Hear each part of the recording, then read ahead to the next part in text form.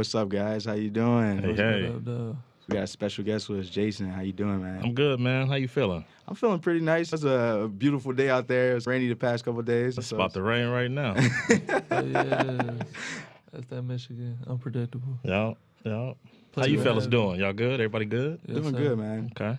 So we met a couple weeks ago or a week About ago? 3 weeks ago, 3 weeks ago. Yeah, man. It was a pleasure. We heard your story and we was like, yo, we have to get this guy on the show. No, I appreciate it, man. Anything I can do to help some young brothers coming through. Definitely. That's what I'm based. That's what I'm grounded on. You know what I mean? We really appreciate that, man. 100%. No doubt. Could you give us a little background on who you are? Yeah. My name is Jason Malone, born and raised west side of Detroit, Finkel and Whittingham to be exact. Lifelong Detroiter. Went to UD High School, UD Jesuit High School. Did my undergrad, Loyola University, Chicago, and had the opportunity to come back home to help my mom with a golf program that I inspired her to start. Okay. Yeah. Midnight Golf, I believe? Midnight Golf, Yep. The Midnight Golf program. We've been around 23 years now, put just under 5,000 kids to over 160 colleges across the country. Oh, damn. So it's collegiate. It's like a collegiate golf program. No, we focus on seniors in high school, and then we'll follow them throughout their collegiate experience. To make sure that they get done in college. A lot of times we deal with a lot of first-time college students. Tough. Yeah, when so we try got your parents to so golf is just a vehicle that we deliver the program through. It's the catch, if you will. Yeah, I grew up playing. I've been playing golf since I was 9 years old, so that's over 30 years I've been playing the game of golf, 32 to be exact. But I just saw what golf was doing for me in my life and kept me on the straight and narrow. And my mom was a social worker with the state of Michigan for 33 years. And I told my mom, we were at a national tournament down in Florida. And I said, hey, you should start a golf program. Now, my mom didn't even know what a golf club, she knew what it was, but she never picked up a golf club. And she took heed to what I told her. And I go away to school. I walked on Loyola University's golf team. I tried to walk on. I was on the team, but I didn't. I just wasn't good enough. But I come home for winter break, and she has 17 kids from the Jeffries Projects, which is now torn down. And that's how we started. That was the first class? The first class, in 01. That's amazing, man. Like, for real amazing. Like, I always wanted to get into golf. I never got the opportunity. It's not really too popular in Detroit for at least our community. We grew up in, you don't really know where to go. Yeah, like, where do you go to play? Yeah, growing up and coming from my circumstances, my dad was killed in a car accident when I was 12, so I didn't really have, my mom worked 2 and 3 jobs up until my junior year in college, and so I saw how hard my mom was working, and my grandmother and my great aunt both raised me while she was working. And when I got into golf, it was in the 4th grade. I hated all my boys was hooping. Like we was hooping. And that's what we did. We played ball, and none of my friends played. And I started out hitting it, and it was cool. It was something that my mom forced me to do, essentially. And then I got pretty good at it, and I really started to focus and hone in on what it took to be a good golfer in high school. And I just saw the difference, right? Like, I had the privilege to go to UD. I wasn't on scholarship. My mom paid for me out of her pocket to go there. The pressure was on me to perform and stay out of the way, stay out of trouble. And so a lot of the guys in my neighborhood, they saw that, they respected that. But for me, I didn't understand, why is it so different that, in my school, mind you, is 7 minutes from where I grew up at. And so I would get to school, and that drive to school, whether it be along Wyoming or Livernois, from Finkel to 7 Mile was like night and day. I would get to school, and a lot of my peers that I graduated with, parents owned companies, they worked, they were owners of businesses. Funny story, I was in Grosse Pointe at a friend's house. We go to another kid that went to UD's house, and we go to his basement. And all these champagne bottles was in the basement. And I'm like, why is all these champagne bottles in the basement? Come to find out, the family at the time were the owner of the Denver Broncos. What? Wow. So this is when John Elway had won the Super Bowl, and they had all the leftover champagne. And I'm like, oh my God. Come on, man. That's like, night and day. But then I would get home, and it was just like, it was the crack houses across the street. You know what I mean? Like, it was prostitution, you name it. You get whatever you want in the hood. So it was just, I just didn't understand. I could go a few minutes down the road and life was completely different. Yeah. And so my concept was not to make the next Tiger Woods, but just for kids to see what I was seeing coming through. And I went to my mom, and my mom was the perfect person because my mom had a passion for helping kids. Still does. My mom she's got the biggest heart of anybody that I know.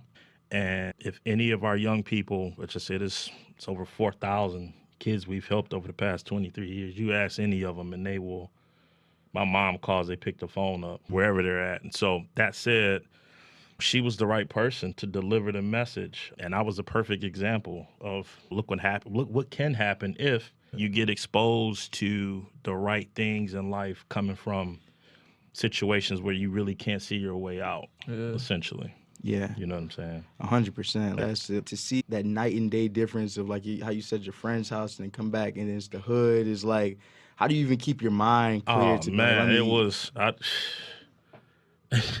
The things that I saw growing up was just different, man. Some of my friends, I'll never forget, I had a buddy that came around the corner.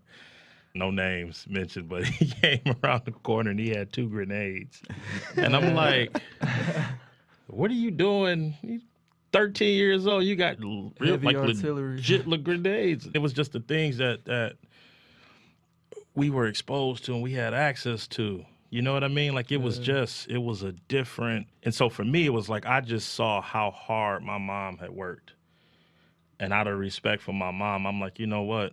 I'm going to really stay out the way. Yeah. So no drugs, I wasn't even having sex. I'm like, look, I'm going to just fall back on all of it. Let me get my shit together. Exactly. That's what I was on. I'm like, shit, let me get my stuff together, make sure that I'm good so that at some point I can get out. Yeah. You know what I mean? Like, really and regardless of me, the schooling and education is all part of the exposure. It's all part of the key, right? And I peeped that early, and I was like, I need to just stay focused, stay in my lane, and just do what I'm supposed to do. And after that, everything else just started to open up for me.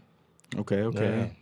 No, I mean, to have stuck to that for so long, I'm sure like hardships have come and derailed you. Yeah, man, that's life. My grandmother died in my arms from a massive heart attack when I was 10. Oh, man. Yo. So, you know, when you have death in the family, you have people, the whole family come over and they bring food and so on and so forth. That was the last time I saw my father. My father came over to the house, pay his respects, so on and so forth. And 2 years later, my dad was killed in a car accident. My dad was an alcoholic. My dad was driving and was killed in a car accident with my cousin. But saying all that to say, I could have easily allowed those things to be like, you know what, this ain't like it. You just 100%. Can't. Yeah, I'm a fighter, man. I just fight. I don't make excuses. I think a lot of times, a lot of people they don't have the ability to look themselves in the mirror every day and face the real challenge, which is who they are. Like, life is about who you are and the decisions that you make and how you respond to those decisions, whether good or bad. And I think a lot of times, a lot of people just aren't comfortable in their own skin. Yeah. I've been blessed to be comfortable in my own skin. If I'm at the golf course, I am who I am. Yeah. If I go back to the hood, if I'm back on the block, not often, but when I do go back, I'm still Jay, right? Yeah. Like, when I'm with my family, I'm me. And I think that I'm just comfortable being who I am. Yeah. And a lot of people they can't accept that. 100%. And it's hard. And so that's why you guys as generations, Marlon, our situation is different. And I know he see it often, but like in our generation, which is what you get. But in your generation, we didn't have the Instagrams and the Facebook. Yeah. This is all new. So, you know, you can create yourself essentially. Yeah. I can't create. I am who I am. You know what I mean? 100%. Like, because Marlon can be like, man, I know that dude. I know him. I know Jay. Jay ain't no thug. That ain't Jay. He ain't never been no tough dude. He out here with, you know, the Ja Morant story. He out here. He went to private school. This ain't. Come on, man. That's what I like to say. That's what I like to say about our generation. Like, we was coming up, you really had to be what you were. So if you was a New York guy, you really had to be the New York, you know what I'm saying? But today, you have YouTube and Instagram. You could study other styles and you could be an Atlanta guy now or somebody from Cali if you want to try to be that. You learn the lingo and do all this. There it is. So, you really had to be. Yeah, you really had, You had to be about it. Yeah. To be honest, somebody gonna test you one day.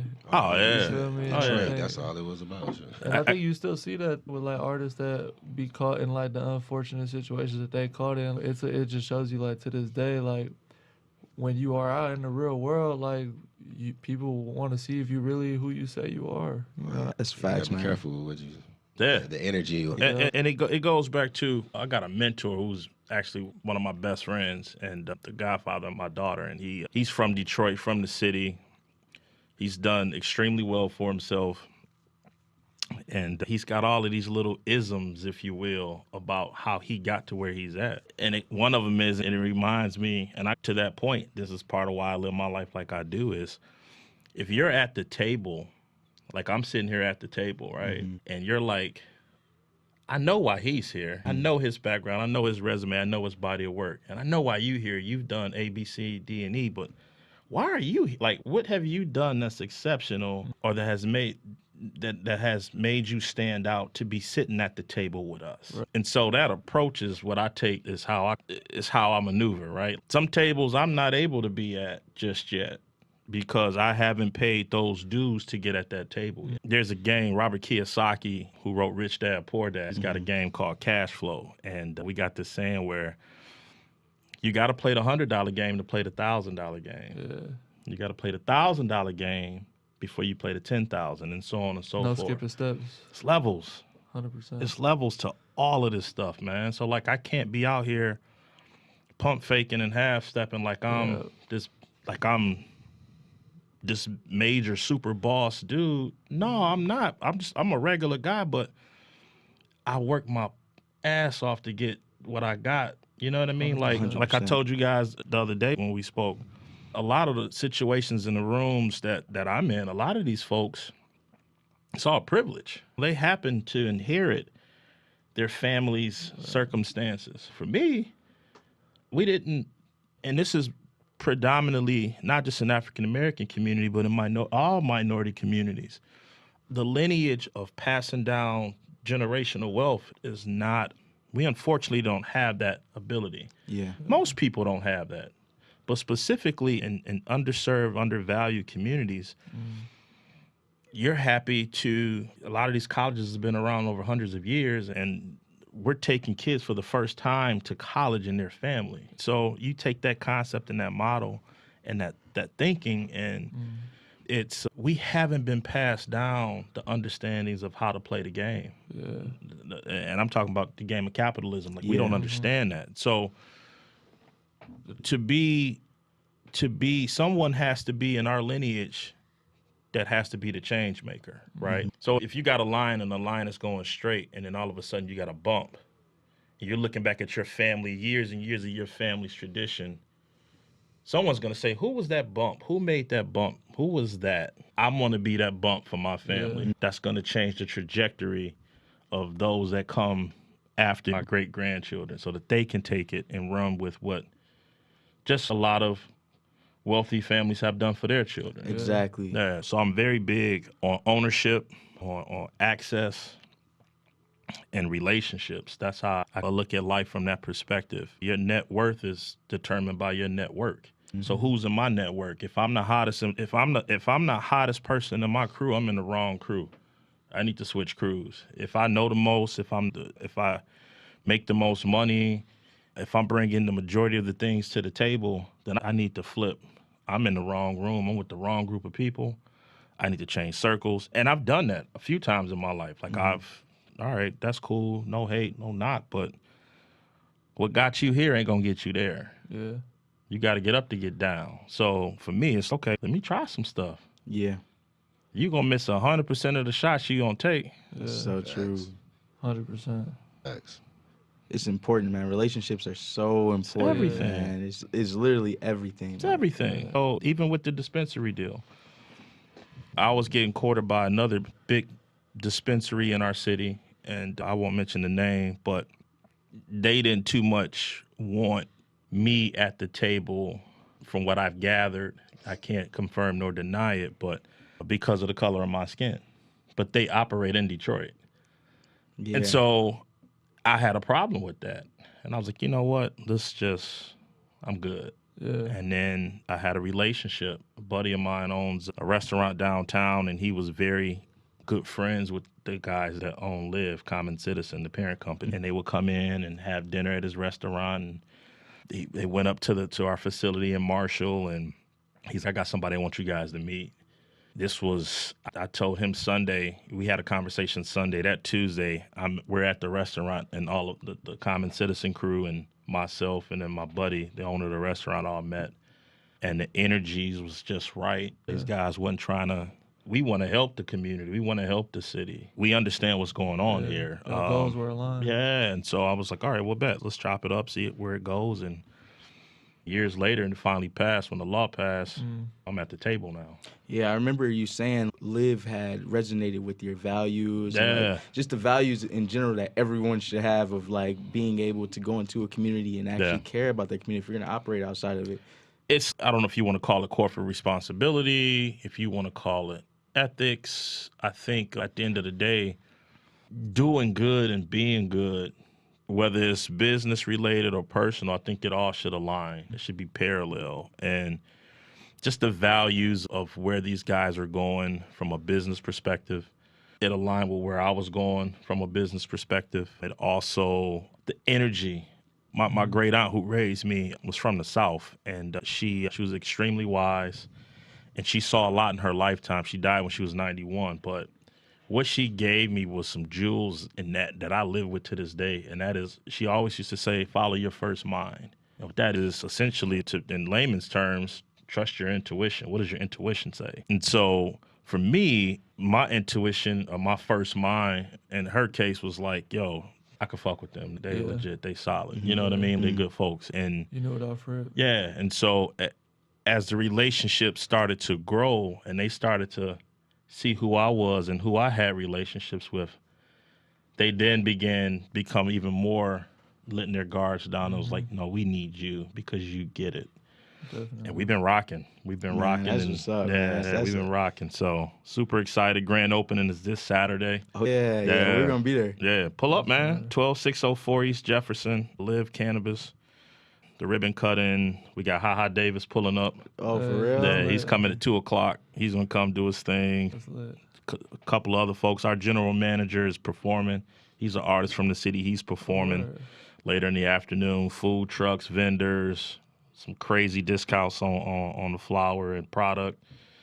It's going to be a good look. It's going to be one of them ones. Yeah, it's going to be one of them days. So, yeah, pull up if you can. Oh, 100%, man. Yeah. All right, a subject that we had on the last podcast, and we really appreciate you coming because, man, like, we see you guys as, like, you guys are our mentors. You know what I'm saying? Like, you guys do nothing but help us develop as young entrepreneurs. So, like, in terms of mentorship, how important is that in, like, youth development and also entrepreneurship? I think, for me, it's key. And when I say key, it's key because we don't do what we used to do to help us get ahead. So I'll tell you this parable that I tell my mentees, and I'll bring it together. And it's a little story about this old pastor and this up-and-coming youth pastor here in Detroit. And the old pastor is getting ready to retire, and he's going around the country doing his farewell tour, if you will. And so he makes it to Detroit. And in the audience is this younger pastor. I want to call him a youth pastor, this younger pastor. And he's been following this older gentleman his entire theological experience. And he's based a lot of his reason for being a pastor, not only because of his faith, but based on the older cat. So the older cat gets up, he gives his last sermon, and every word out of this man's mouth was the Negro this and the Negro that, the Negro. It's 2023, and the young pastor is perplexed. He's like, why is he saying Negro, we African Americans? So the pastor gets done giving his sermon. There's a processional line for everybody to shake his hand. Finally, the young guy gets to him, and he tells him how important the older pastor has been in developing him to be a preacher and a man of God. And so he goes, thank you for that, but I got a question for you. Like, throughout your sermon, you kept saying Negro, but it's 2023, and we African Americans. And so the older pastor took his glasses off, and he pulled the young man in closer to him, and he's like gazing into his eyes. He's all off into his eyes, and he does one of them. And he goes, young man, You got a lot to learn. And he says, the reason why I use the word Negro throughout my sermon is because when we were Negroes, the men were fathers in their households. When we were Negroes, we carried ourselves with dignity. We dressed up, we owned businesses. We loved family. Family was important to us. We took care of our community. But since we become an African American, all our values and morals have went out the window. And so let's pull it back and take out the Negro and African American. Let's just call it America. And so as Americans, when we were coming up, those things were important to us, especially for African Americans, because that's what I can talk. That's what I can talk to. Since we now are calling ourselves that, all those things are out the window. And so I tell that to answer I'm telling you that story to bring it all full circle. I think that mentorship is key. It's the only way for mentorship, and exposure is extremely important to help the next generation, you guys, get to wherever it is you want to be. And I look at it as there's a lot of folks that were coming up and that were older than me, that were leaders, Black leaders in this city. Some helped, but the majority didn't. And I don't want to continue that tradition, right? Be able to say, okay, if I'm an up and coming businessman and I got access to a brother that's running a $200-300 million company, and that gentleman won't give me any guidance, he should want to give me guidance because of my struggle and where I'm coming from. And if I come to him for help, he should say, okay, I don't know you, but I can get to know you. How can I help you? And I'm saying that for your generation. I've been an open book for the past 23 years. I've been doing the work. I can go through my phone and show you. You can go through my social media accounts and see the messages, the videos of the kids that I still tap in with. That's, hey, big bro, I got so many big bros in my phone. It's just because I know what it's like to be 20-something and you trying to figure it out, but you don't have any direction. You ain't got nobody that you can go to. I call it having a personal Jesus. You need it. Everybody need to get saved at some point, right? And you need somebody to take you from sand to solid ground. You need somebody to do it. And like I said, my big bro, my mentor, my best friend did that for me. Yeah. My first real estate deal that I did, I bought a house. At the time, I wasn't making any real money, but this was when 2008, the market had just tanked. And he was like, hey, at the time it was his girlfriend, it's his wife now. He was like, hey, you need to buy this house. She's upside down. You can get this house at a really good price. And I hustled up on the money, got the money, bought the house. I bought it in Green Acres, which is right off of between 7 and 8 Mile off of Livernois. Really good area. Bought this house for $18,000, $18,500 to be exact. Wow. I sold that house 6 years later for $110,000. And so that was my intro into becoming a real estate developer. That's another hat that. Your feet wet. Yeah. But if he didn't have the foresight to say, he saw the passion that I had, and he was like, yo, you need to figure it out. I can't help you. I'm bringing you a deal. You need to do the deal. I did the deal. I stepped out on faith. I figured it out, and I did it. And so if it wasn't for him, I wouldn't have started an appraisal business, on an appraisal company. You know, I wouldn't have been deep off into real estate as I was if I didn't have someone guiding me down the path. Right. It's like you're going down two roads and you got one that's going left and you got one that's going right. It's my duty as the big bro to tell the little bros, y'all, all right, I done went down the right road. I know at the end of that road, it's a straight road. You're going to be straight. It's some bumps and bruises. You may trip. It's some gravel, but you get to the end of that road, it's a clear path. But if you go left, because I done went left too, it's a big-ass snake at the end of that road. That son bitch gonna bite. Yeah. And I got the markings. To prove it because I done been down that road and I done got bit. And so it's up to you to make the decisions, but it's up to me to provide the game and the knowledge that I've had, the experience that you can trust on. You know what I mean? We don't have that. I think we've never had that. But I think we have to develop it. We got to do a better job. And it ain't got to be. It may be somebody that has experience. They may tell you, I ain't made no money, but at the end of the day, I done did A, B, C, and D. Don't do that shit. Go do this shit. You know what I mean? Like, sharing that knowledge. Game is game at the end of the day. Yeah. And my approach is, it all goes back to the reason of why we started Midnight Golf, and that is our young people need access. So if I got access, what I look like not giving you, providing you the access? Exactly. We lifting as we climb. Yeah. Come on, I got you. I'm pulling you up. Come on. Yeah. You get the next one. You get the next one. And we'll learn and grow together. 100%. I remember that poem you put us on, If. Yeah, man. That was a good one. Yeah. That was a good one. Rudyard Kipling. Yeah. I think the whole point like comes full circle with when you were talking about the loss that you faced with your dad and your grandma, and knowing like how you said at that moment when you're faced with that loss, you look for a sense of direction. And you could either have a good mentor or there's bad mentors out here that's giving bad advice. And Midnight Golf is an example of giving kids an option that's a good mentor, because it's easy to feel like when you have no direction to follow the crowd. You know what I mean? Getting money might be the most important thing in the present, but little do you know, like the analogy you just said, there's a snake at the end of the road, so it might look clear until you get there. Yeah. That's like that fast money shit that could lead you down the wrong way, but that bumpy road might take a little longer, but once you get there, you're set. You good. We got a lot of kids in our communities that look up to the dope boys and the guys with the fast cars, and that's all that was running through my neighborhood coming through. I just stayed true to who I was.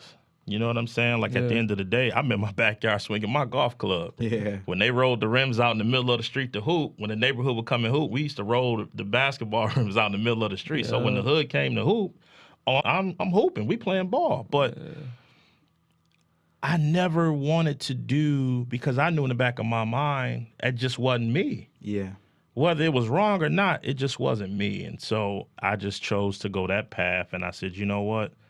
I know it's other kids that see what I see every day, that ain't trying to go and be the hot boy. Ain't nothing wrong with being the hot boy. I come from the background and from the belief that too much shine dulls the suit.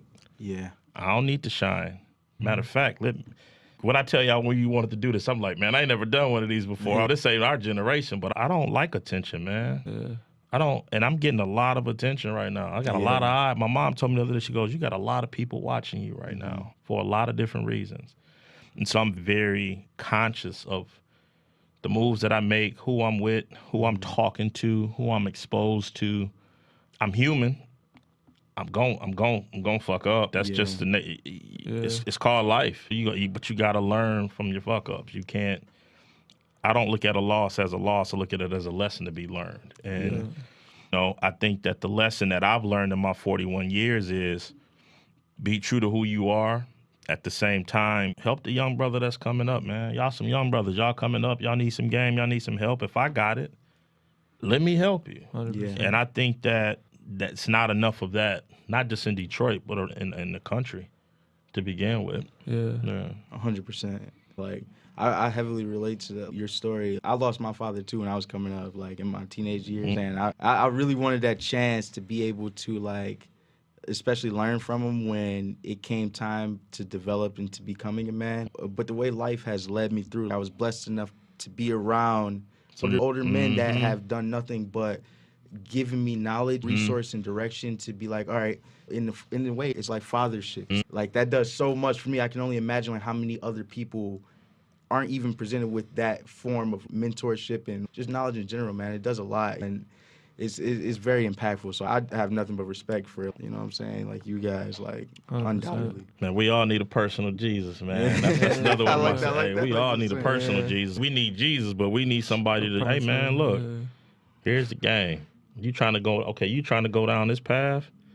Okay, let me see who I can connect you with. Yeah. Let me make a couple phone calls. And I may not know anybody in your field, but at least let me ask around and feel like I'm doing you guys a service. It would be a disservice if I didn't do that. Yeah. At least Make try. an effort. And that's all you could really do, bro. That's why gym was always my favorite lesson in school, because as long as you try, you got to, hey, what can you do more than try? That's real. That's so true. You feel me? That's real. What else what can you do? As long as you trying, that's it. Yeah, to that point, we had a conversation about how, like, basketball and life reflect. So I'm personally not too experienced, but I'm curious from your perspective, is there anything like on a golf course where whether it's like an inconvenience or a mindset that you have where you just like, this shit is just this exact way you got to live life, you know what I mean? Man, listen, I've played team sports.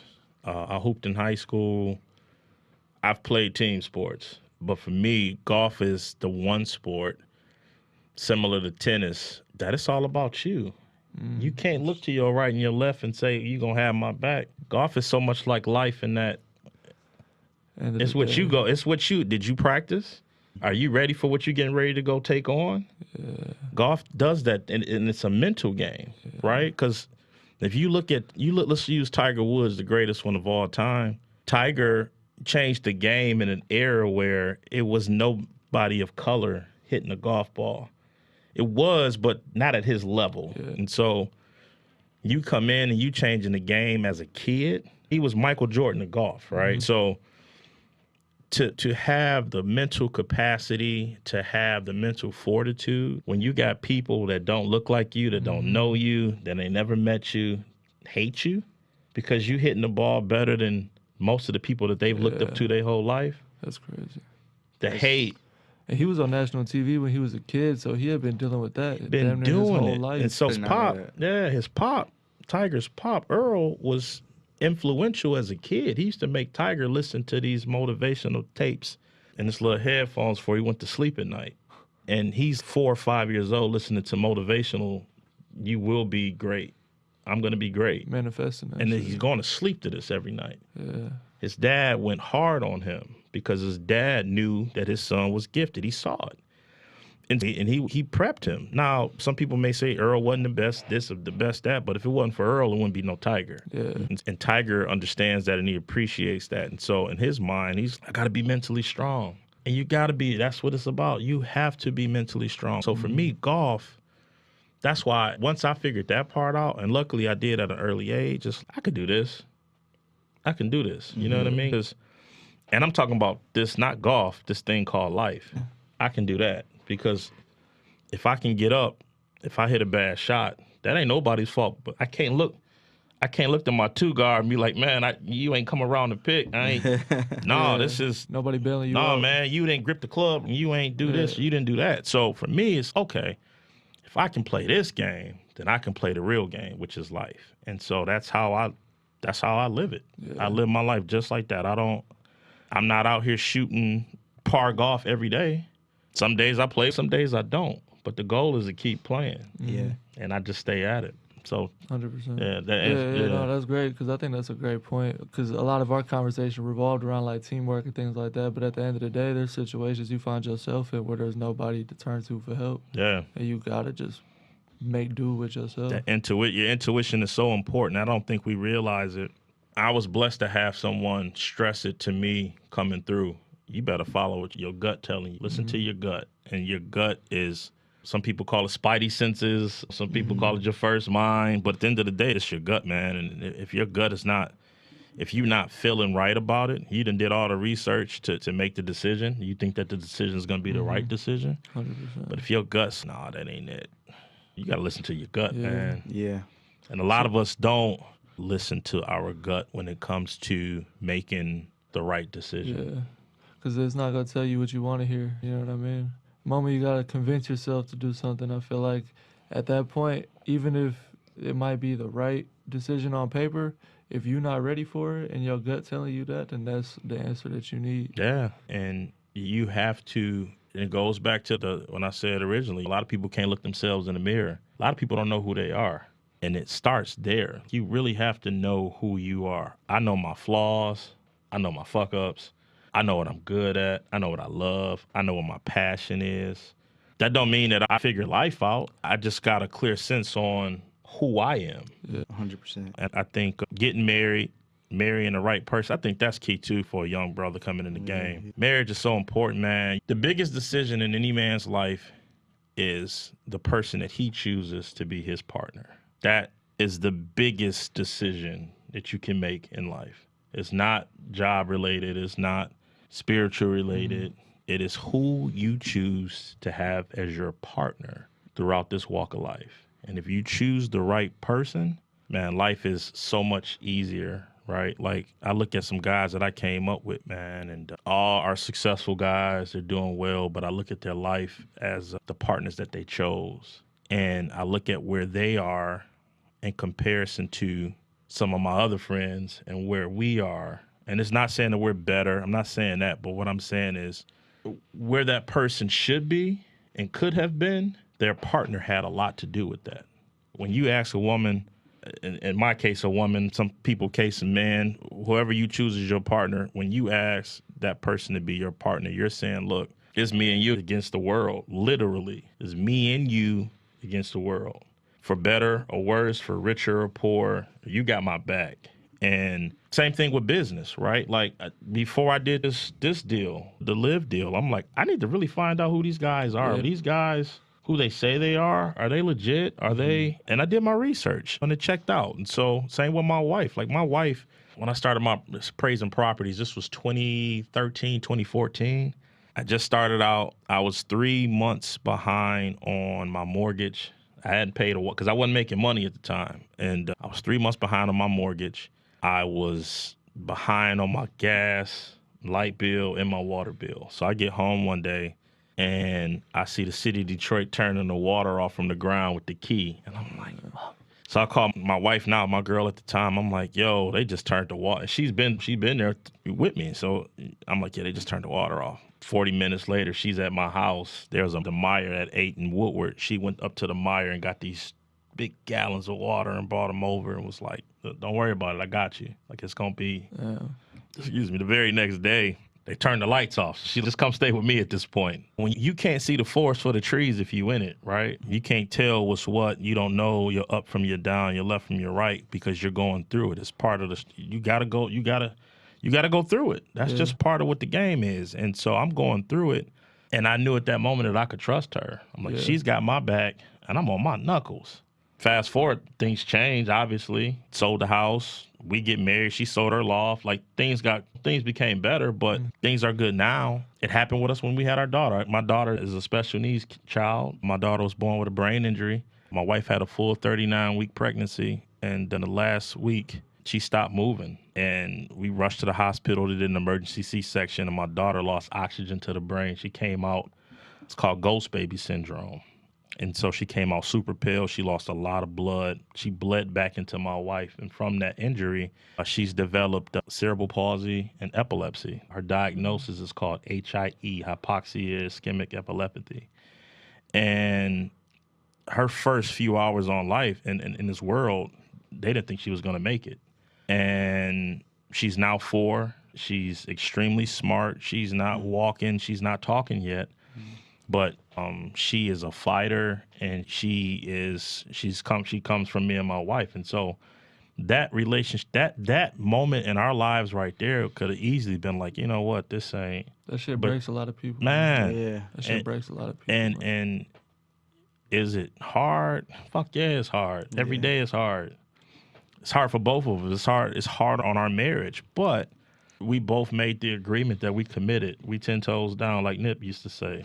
10 toes down on it. Because of that, we work together and we don't make excuses and we get it done. So it's so important who you choose as a partner and how you go walk down it as a partner. That's very important. And I think young people don't realize that enough. I think they get out here and, she look good or she built right, whatever you want to call it. Yeah. It's about who that person is. Is she really going to hold you down? And I've been blessed to have a real one to hold me down. Man, that's what's up, man. Yeah. Your wife and your daughter sound like amazing people. Yeah, man. thank you, bro. 100%. Thank you, man. 100%. Thank you, bro. Thank you. Of course, man. Yo, again, can't stop telling you how much we appreciate you, man. 100%. Before we wrap up, I want you to drop a gem. We do this thing. We did it with Marlon, too. Like, for the people watching, for entrepreneurs, young, old, whoever, they're watching it, drop a gem that's just going to help them take that extra step in their life. Oh, I forget the quote. I'm going to butcher it. But you got 2 types of dreamers in the world. You got the daydreamers and the night dreamers. And the night dreamers, they dream, but then they awake and realize that their dream is just vanity. It was a dream. But the daydreamers are the dangerous people because they have the ability to make their dreams become real. Yeah. And I think that I do my best to be a daydreamer. And then I also like the one where you want to be like a swan in the water. And a lot of people with a swan, like a swan, looks so elegant and gracefully in the water, and it just looks so calm. But what people don't see is how hard the feet are kicking underneath to make that work. And so I do my best to live my life like that swan. Like I try to bust my ass. I like that. And I think that it shows. But more importantly, it's about the hard work. Life is about work. You got to work. They're not giving no money away out here. You got to be a son of a bitch, go get some money. They're just not giving it away. And so you got to be better. You got to be smarter. Coming from where we come from, you got to have the skill set, the ability to make it happen. And I get up every day with that mentality. It's going to make some money. Time to make the donuts. It's going to make the donuts. And it's not to make the money to make yeah, to make money, but It's a tool. so I can impact other, like Jay-Z doing. Yeah. Jay-Z out here working on prison reform. The dope boy working on prison reform to get, you know what I'm saying? So like I'm on that, just not the dope boy. But I need to get that bread for those types of 100%. reasons. You feel me? 100%, man. Yeah. Thank you so much, Jason, man. We My guy. appreciate it, man. My guy. Please, one more time, tell us about the grand opening. Shout yourself out on social media. Shout out to Liv Cannabis. Our social tag is Liv Canico. Check us out on Instagram. Grand opening is this Saturday. We're going from 9 to 9. Some special guests will be on site. A lot of free giveaways, a lot of new product. It's just going to be a good look. Food trucks, DJ. It's just going to be a vibe. It's going to be a real vibe. That's this Saturday, 12604 East Jefferson. My personal social media, the real _J Malone, the real THEREAL _ J Malone, MALONE. That's perfect, man. We'll see you for the grand opening. We can't wait. It's about to be a amazing day. Ha Davis gonna be there. It's about to be funny, gonna pull man. up at 2 o'clock. Yeah, we're gonna cut up with him for a little bit, and yeah, man, ready to take this thing to the next level. Let's do it, man. We in this journey together, man. My We God, appreciate your whatever time. you need, I got you. Yes, sir. Oh, we appreciate it, man. Likewise. And that's a wrap. Yes, Thank you, sir. guys. Appreciate you. Cool. Yo, can we get a picture of all of us? Yeah, before we, no doubt.